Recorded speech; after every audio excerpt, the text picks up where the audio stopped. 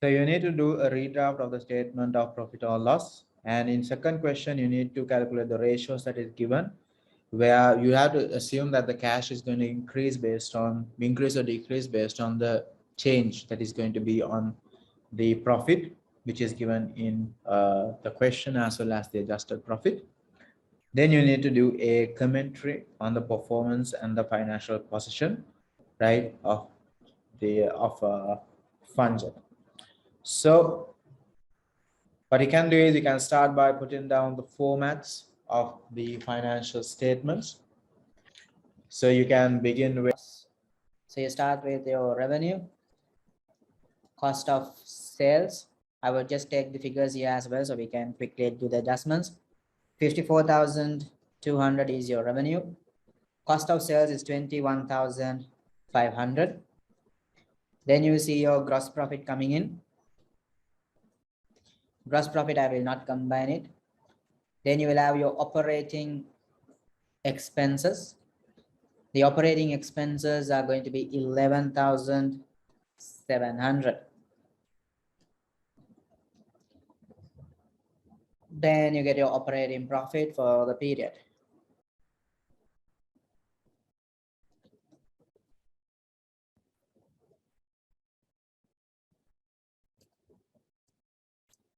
Okay.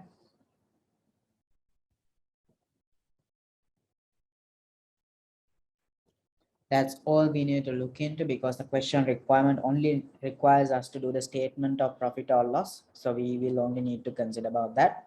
The statement of financial position is given for us to do the second part of it. Right. So let's begin with the work.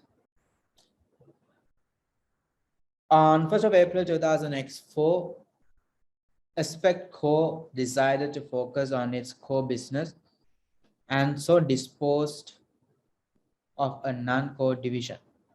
The disposal generated a loss of 1.5 million, which is included within operating expenses. The following extracts show the results of the non-core division for the period prior to disposal, which were included in Aspect Co's results for 2004. Now, if it's a discontinued operation, we will not be considering it in the future financial years, or when you do the performance, because it will not be there in the next few financial years. So what we will do is we will be adjusting the operating expenses. I will have to adjust it. Now the revenue side of it, what I'll do is I'll remove the revenue of 2.1 million. So I'll reduce 2.1 million from the revenue.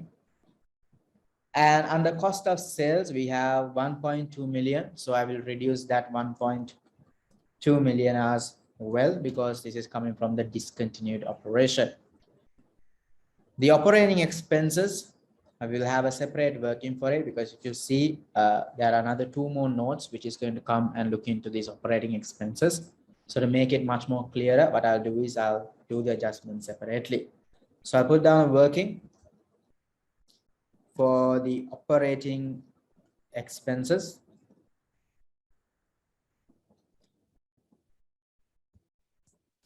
So according to the trial balance, your operating expenses given in your question, it stays as 11,700. So you will have these operating expenses of the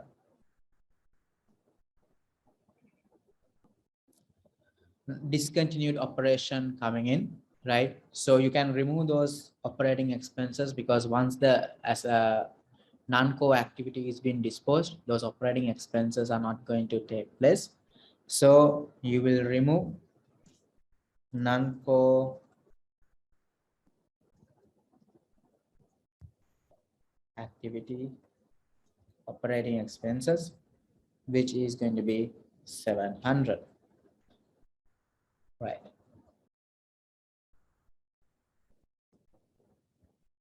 So those are the adjustments that you should do with the first note that is coming in. The second note, at present, Aspect Co pays a management charge of 1% of revenue to Gamilton Group, which is included in the operating expense. Funjet Co imposes a management charge of 10% of gross profit on all of its subsidiaries. So you see that there is a management charge of 1% on revenue, right? Which is paid to Gamilton Group, which is included in the operating expenses. So in the Gamilton Group, right, what happens is they will be charging 500, so they will be charging 1% revenue for their fee. Now, once the company Aspect Co, right, is being acquired by Funjet, this management fee will not need to be paid. So Gamilton's management fee, right, that will become a cost saving. We will not be paying it, right? So you need to remove the management fee, Gamilton's management fee. So Gamilton's management fee is going to be 1% of the revenue. So the revenue of the company, when you look at the trial balance, that is 54,200 when you look at this. So if SOPL extracts, so 54,200, that into 1%, that is 542. So it's a less, so we need to show it in a minus. So I'll put minus 542,000, so minus 542.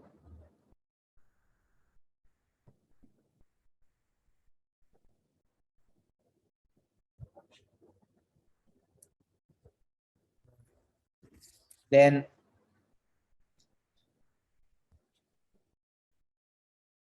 now, if Funjet was acquired, sorry, if Funjet acquired Aspect Co, that means if we acquired Aspect Co, what we will be doing is we will be charging 10% on the gross profit of all its subsidiaries, right? So that basically means that is going to become an expense, right? They will have to pay this amount because this will increase your operating expenses because this is going to be an expense that is incurred by Aspect Co. They have to pay 10% of the gross salary, gross profits that they are making, right?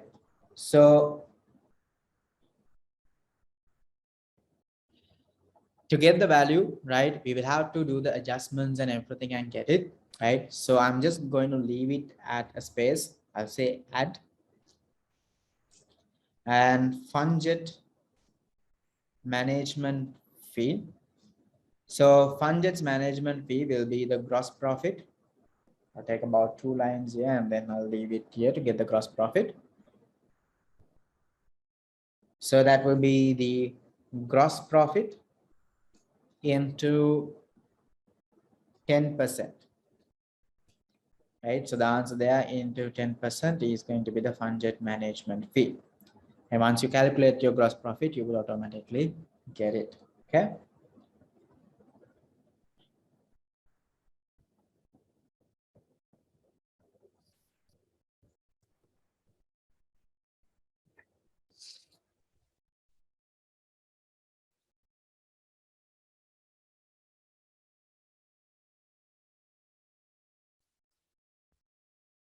Expert course administration offices are currently located in the building owned by Gamilton Group.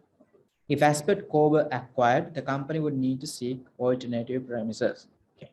So that means we are currently using a building that is owned by Gamilton, which is the current parent. If we acquire Funjet, that means we have to go to another location.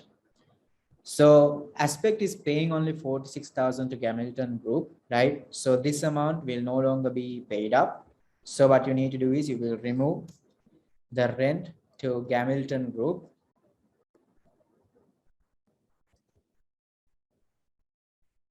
So we will be saving 46. So you will have to remove that 46 from your expenses. And on the other hand, we are going to incur an expense, right? The rent for Aspect Co, we will have to take as commercial property. So for that, we have to pay a commercial rent of 120,000. So we'll have to pay 120, right, as the rent. So our expense is going to increase by 120.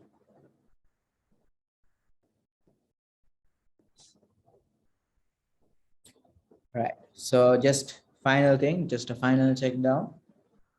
1st of April 2004, Aspetco decided to focus on its core business activity. So disposed a non-core business. The disposal generated a loss of 1.5. Right? Normally, guys, if you have a question like this, make sure you read it properly. Sometimes you may miss certain areas. Right? So there had been a loss of 1.5, which is going to be a cost coming in. Right? Now, if the non-core activity was not there, this is a one-off activity. Right? Once the non-core business activity is being disposed, right, you will not see this coming in again. We are removing the effect of the disposed uh, non-core activity. So if you are going to remove the effect of it, the loss on the disposal is already included in that 11,700. So we have to remove it, which means our expense is going to reduce. So you'll be having a less of loss on disposal of non-core activities, right? So that is going to be 1.5 million. So that's minus 1,500. The following extracts were taken. So all the figures were taken. That's done. 1% revenue was taken, 10% gross profit was taken, right? Administration fees, 46,000, 120,000 was taken, right? So all the information was considered. So now that we can go and prepare the adjusted financial statement. So when you look at your gross profit, so your gross profit is going to be 52,100 minus 20,300. So the charge that is going to be taken by the company, Funjet is going to take for management is going to be 3,180, right? See, when you get the figure, it automatically got adjusted there, right? So you guys can do that as well on your exam, so that if you don't know the figures, once you finalize your workings, automatically these figures will get added up, right? Then you need to take your operating expenses. So be the sum of all of this. So 12,212 is going to be your operating expenses, the adjusted, right? So I would basically remove this and put working number 1 so that people would know where it is coming from. So 12,212 is going to be your operating expenses. The operating profit, 31,800 minus 12,212, that is 19,580. So the profit that you're going to look at is 19,588.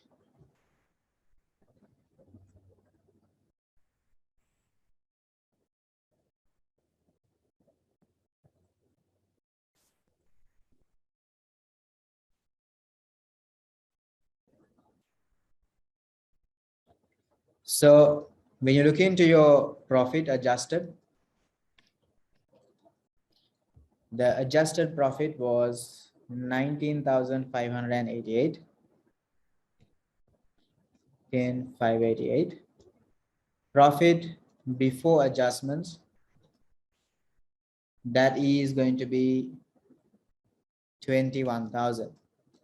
So increase, this is actually a decrease in cash. So decrease in cash, that is going to be 19,588 minus 21,000, that's 1,412. So this information is required to get your current assets. So the total of your current assets is 12,900. From that, you need to reduce 1,412. So 11,488 will become your current assets. Then you need to take your quick assets. So quick assets is your current assets without inventory. So you need to reduce the 12,900. You need to remove the decrease in cash of 1,412.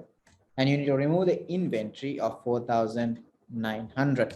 So your quick assets is going to be 6,588. Right. So we can start looking into getting these figures. So to get the gross profit margin, what you do is you take your gross profit and divide it by your sales.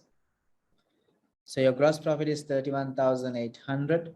That will be divided by your sales of 52,100. So you will see that there is a gross profit margin of 61%. So your operating profit margin. So the operating profit margin is operating profit divided by your sales. So the operating profit is 19,588 divided by 52,100, you get 37%. So that's somewhere close to 38% that you would get when you round it off. Then your receivables collection period. So that is basically going to be your receivables divided by your sales into 365. So the receivables in your organization is going to be 5,700. That divided by your sales, which is 52,100 into 365. That will be 40 days. Then you will have your current ratio. So current ratio is your current assets divided by current liabilities. So your current ratio is going to be your current assets of 11,488 divided by your current liabilities, which is 11,600. So that's 0.99. That's almost 1 times. Then your asset test ratio, same thing, but quick assets divided by your current liabilities, 11,600. So you see it is 0.6 times. Your gearing is debt over equity. So when you look at your debt, the total debt is 16,700.